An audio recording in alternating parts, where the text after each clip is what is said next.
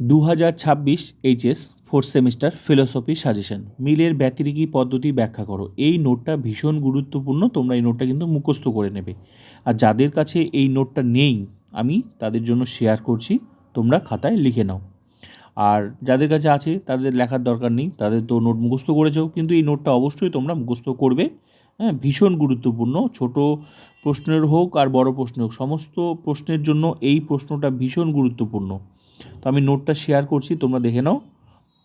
সমস্ত প্রশ্নের উত্তর দিতে হবে, ছোটো প্রশ্নের উত্তর দিতে পারবে, বড় প্রশ্ন, পুরো নোটটাই আমি তোমাদের শেয়ার করছি। তো এখানে এখানে যে বিষয়গুলো জানতে চেয়েছে সেটা হচ্ছে, তোমরা ভালো করে দেখো।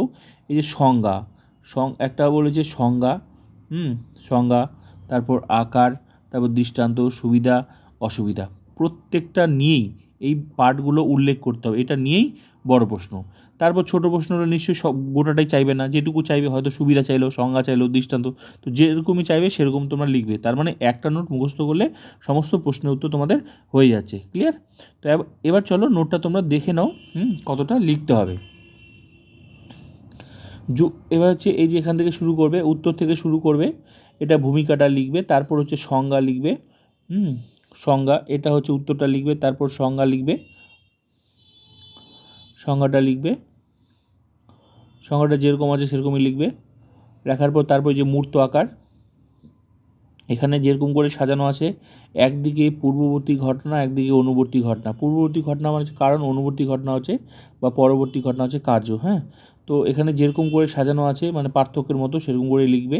অতএব ভোট হলো জিনিসের দাম বাড়ার কারণ শেষের দিকে। তারপর সাংকেতিক, তারপর তোমরা এটা হলো, তারপর এবার লিখবে হচ্ছে সাংকেতিক আকার।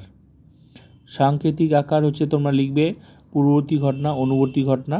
পূর্ববর্তী, এখানে এই একটা কথা মনে রাখবে, এখানে যে বড় হাতের ক্যাপিটাল লেটারে ABC আছে, এগুলো পূর্ববর্তী ঘটনা ক্যাপিটাল লেটারে লিখবে, আর অনুবর্তী ঘটনা বা পরবর্তী সেটা স্মল লেটারে লিখবে।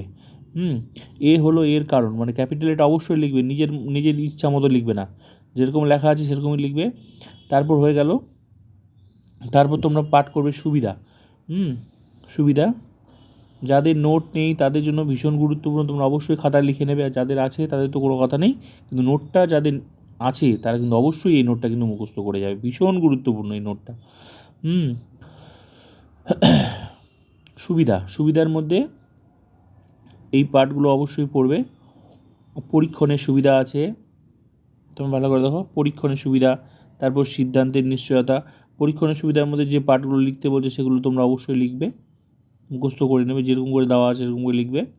তারপর সিদ্ধান্তের নিশ্চয়তা, এটাও অবশ্যই লিখবে। তারপর চলে আসবে তোমরা হচ্ছে অসুবিধা।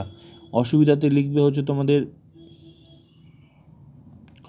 প্রয়োগের সীমাবদ্ধতা লিখবে, কাকতালীয় দোষের সম্ভাবনা লিখবে, কাকতালীয় দোষের সম্ভাবনা লিখবে। অসুবিধা হয়ে গেল। এবার হচ্ছে শেষে নোটটা হচ্ছে একটু ফিনিশিং, মানে যে আমরা যে বলি না উপসংহারে বলা যায় বা পরিশেষে বলা যায়, সেই পার্টটা একটু লিখবে, তাহলে কী হবে, দেখতে ভালো লাগবে নোটটা। ফিনিশিংটা তো শেষে লিখে দেবে মূল্যায়ন, বা তোমাদের যদি মনে হয় যে পরিশেষে বলা যায়, উপসংহারে বলা যায়, এটা না লিখে তোমরা পরিশেষে বলা যায়, উপসংহারে বলা যায়, নিজের ভাষায় তোমরা লিখতে পারবে, ঠিক আছে। বা যদি মনে হয় যে যেরকম আছে সেরকমই লিখতে পারো। তো এখানে যেরকম আছে সেরকমই লেখো। তো ব্যাস, এই নোটটা কিন্তু এখান থেকে কমপ্লিট হয়ে গেল।